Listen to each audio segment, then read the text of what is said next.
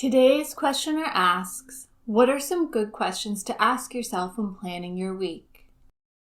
Here are a few things I take into consideration when planning my week.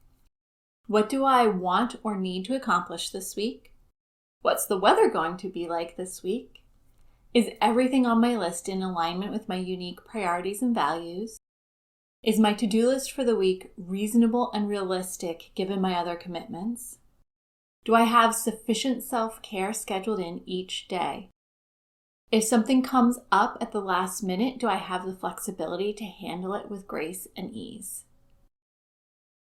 But I think more important than the questions themselves is the why behind those questions. Let's dive into that. Question number 1. What do I want or need to accomplish this week? There are certain things I know I want to accomplish each week.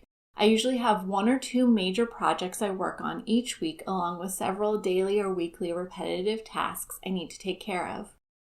The major projects are pulled from my quarterly goals I set for my business. Break down each project on your plate into bite-sized pieces. When you focus on the steps instead of the big picture, it allows you to add things to your to-do list that make sense and can be completed in a timely manner. Question number 2. What's the weather going to be like this week? Next, I focus on the weather because I like to make sure I'm getting time outside whenever the weather is conducive. This might mean taking care of projects in the garden or going for a walk around the neighborhood. Time in the fresh air helps me recharge, and so I like to know when to expect rain or sun and when the temperature will be good for a lunchtime walk. Question number 3. Is everything on my list in alignment with my unique priorities and values? When I find that I keep pushing a task off, it's often because that task is out of alignment with my priorities. Or it could be that that task is outside of my comfort zone and I'm letting fear drive the schedule.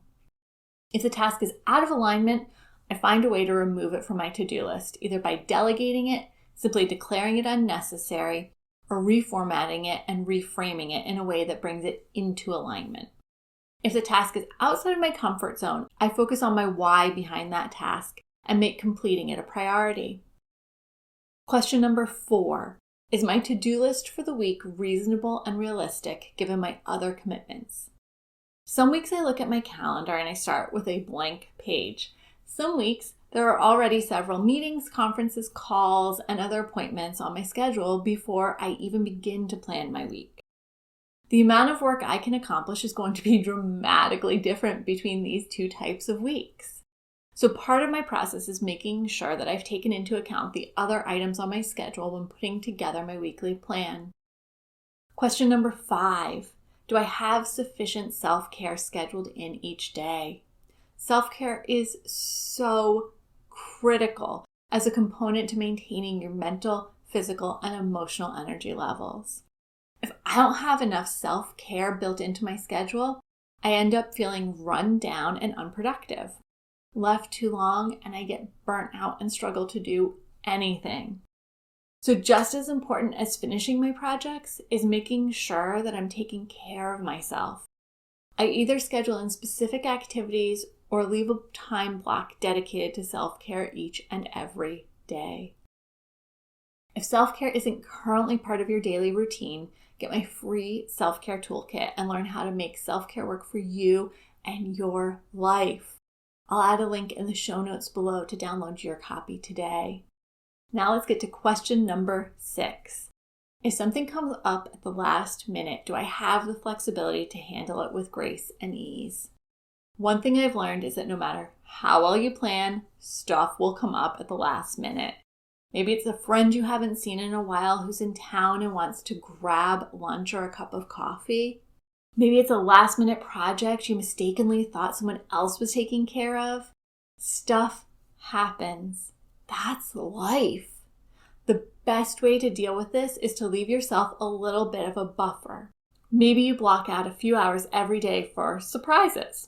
This might be one large block of time, or several smaller chunks added as buffer zones around other tasks. These surprises might be unexpected projects, or they could simply be something that took you longer than you expected. When you plan in room for flexibility in your schedule, it gives you a chance to adjust and adapt with grace and ease instead of panic, anxiety, and overwhelm. Ready to get started? Check out the next steps of creating and organizing your to-do list in this episode. I'll also add a link in the show notes below. I'm sending you a great big hug. You've got this. I hope you enjoyed this bit of solicited advice. Make sure you subscribe to my channel to be notified whenever I post new content.